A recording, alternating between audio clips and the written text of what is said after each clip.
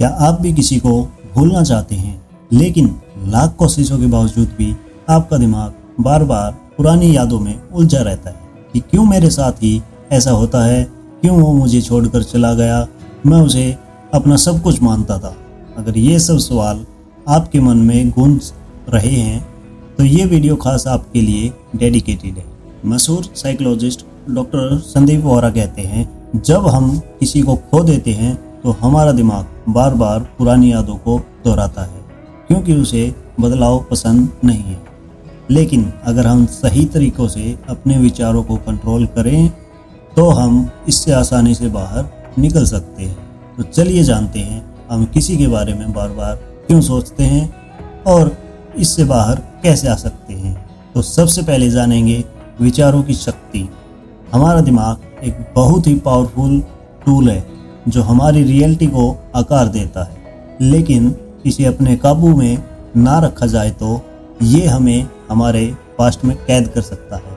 तो इसके लिए सबसे पहला कदम है अपनी फीलिंग्स को समझना और स्वीकार करना, वो चाहे दुख हो, गुस्सा हो या फिर प्यार हो। ये सभी भावनाएं नॉर्मल होती है जो सबके अंदर एक जैसी होती हैं और हर कोई कभी ना कभी इस दौर से गुजरता जरूर है। और अक्सर किसी अपने से दूर होने पर दुखी होना एक नॉर्मल हेल्दी प्रक्रिया है, लेकिन इसमें फंसे रहना बिल्कुल भी सही नहीं है। तो अब समय है अपने विचारों पर नियंत्रण रखने का और अपनी वेलबींग पर ध्यान देने का। सेकंड स्टेप है अपने जीवन में नए अवसरों के लिए जगह बनाएं, क्योंकि बीते हुए लम्हों को पीछे छोड़ना बहुत ज़रूरी है।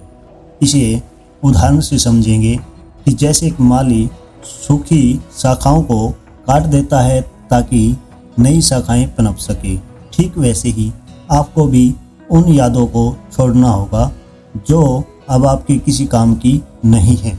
क्या आपने कभी ऐसा महसूस किया है कि आप किसी को भूलना चाहते हैं, लेकिन आपका मन बार बार उसी इंसान के बारे में सोचता रहता है? यह कोई पुराना प्यार हो सकता है, कोई दोस्त जिससे अब बात नहीं होती, या कोई ऐसा व्यक्ति जिससे आपने बहुत उम्मीदें लगाई थी लेकिन वह रिश्ता किसी कारण से टूट गया। ऐसे हालात से निकलना आसान नहीं होता क्योंकि हमारा दिमाग और हमारी भावनाएं हमें बार बार उन्हीं पलों की याद दिलाती है। अगर आप भी इस स्थिति में हैं तो घबराइए मत, आप अकेले नहीं हैं। हम सब ने कभी न कभी किसी को भुलाने की कोशिश की है। तो चलिए जानते हैं कि इस दौर से निकलने के लिए आप क्या कर सकते हैं। जब आपने अपनी भावनाओं को स्वीकार कर लिया तो अगला कदम है माइंडफुलनेस अपनाना। माइंडफुलनेस यानी अपने वर्तमान पर ध्यान देना और अपने विचारों को भटकने से रोकना। अक्सर जब हम किसी को भूलने की कोशिश करते हैं तो हमारा दिमाग बार बार उन्हीं यादों में चला जाता है। तो उस समय ध्यान करें, मेडिटेशन करें, गहरी सांस लेने के अभ्यास और खुद को व्यस्त रखने से आप अपने अनचाहे विचारों को नियंत्रित कर सकते हैं। जब भी आपका मन भटके, अपने आसपास की चीज़ों को महसूस करें। हवा की ठंडक, चाय की गर्माहट, किसी फूल की खुशबू हो सकती है।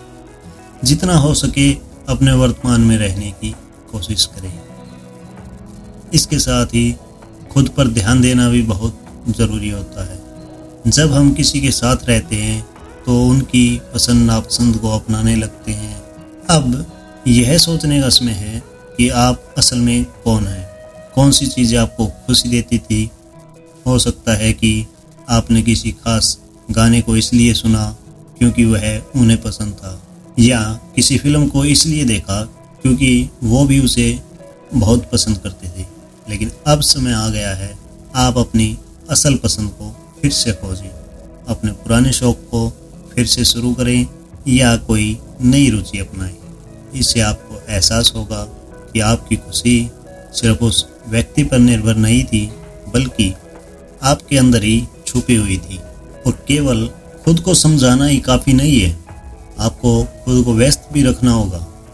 जब हम खाली रहते हैं तो हमारा दिमाग बार बार उन्हीं पुरानी यादों को दोहराने लगता है। इसलिए खुद को किसी दिलचस्प चीज़ में व्यस्त करें, किताबें पढ़ें, फिल्म देखें, संगीत सुनें, दोस्तों के साथ जितना हो सके समय बिताएं। अगर आपको लगता है कोई नई स्किल सीखनी चाहिए या कहीं घूमने जाना चाहिए तो बिल्कुल ऐसा कर सकते हैं। जितना ज़्यादा आप खुद को सकारात्मक गतिविधियों में व्यस्त रखेंगे उतना ही जल्दी आप अपनी भावनाओं पर नियंत्रण पा सकेंगे। आजकल सोशल मीडिया हमारी ज़िंदगी का बड़ा हिस्सा बन चुका है, लेकिन यह भावनात्मक तकलीफ बढ़ाने का भी एक बड़ा कारण बन सकता है। अक्सर हम खुद को तकलीफ देते हैं जब बार बार उनके सोशल मीडिया प्रोफाइल को देखते हैं। वो क्या कर रहे हैं, किसके साथ समय बिता रहे हैं, क्या उन्होंने कोई नई पोस्ट डाली है। इससे बचने के लिए बेहतर होगा कि कुछ समय के लिए सोशल मीडिया से दूरी बना ले या उनके अकाउंट को अनफॉलो कर दे। यह आसान नहीं होगा, लेकिन धीरे धीरे आपको इसकी आदत पड़ जाएगी और आप खुद को ज़्यादा शांत महसूस करेंगे। इसके अलावा दोस्तों और परिवार वालों से बात करें। हम अक्सर अपनी भावनाओं को अकेले झेलने की कोशिश करते हैं, लेकिन ये सही तरीका नहीं है। अपने करीबी दोस्तों या परिवार के सदस्यों से शेयर करें आप कैसा महसूस कर रहे हैं। उनकी सलाह, उनका समर्थन जरूर लें। आपको इस स्थिति से बाहर निकालने में ये आपके लिए मददगार साबित होगा। जब हम अपनी भावनाओं को व्यक्त करते हैं तो उनका बोझ हल्का हो जाता है और हम अंदर से मजबूत महसूस करते हैं। और सबसे ज़रूरी बात यह है कि खुद को समय दें। कोई भी भावनात्मक घाव एक रात में नहीं भरता, ये हमेशा याद रखें। धैर्य रखें, खुद को समय देंगे, चीज़ें धीरे धीरे बेहतर होंगी और आप फिर से खुश रहने सीखेंगे। याद रखें, हर दर्द के बाद एक नया सवेरा जरूर होता है। हो सकता है कि आज आप दुखी हों, लेकिन यह स्थिति हमेशा के लिए नहीं रहने वाली। धीरे धीरे आप अपनी ज़िंदगी को फिर से संवार पाएंगे। और एक नए उत्साह के साथ इस वीडियो का कंक्लूजन हम आपको दोहरा देते हैं कि किसी को भूलना और आगे बढ़ना आसान नहीं होता, लेकिन अगर आप अपनी भावनाओं को समझकर सही कदम उठाएंगे तो धीरे धीरे आप बेहतर महसूस करने लगेंगे। खुद से प्यार करें, अपनी खुशी पर ध्यान दें और आगे बढ़ने के लिए खुद को समय दें। आप अकेले नहीं हैं, हर कोई इस दौर से गुजरता है। इसे याद रखें और आप भी इससे बाहर निकल सकते हैं। बस अपने दिल की सुने, खुद को महत्व दें और यकीन रखें कि अच्छा समय ज़रूर आएगा।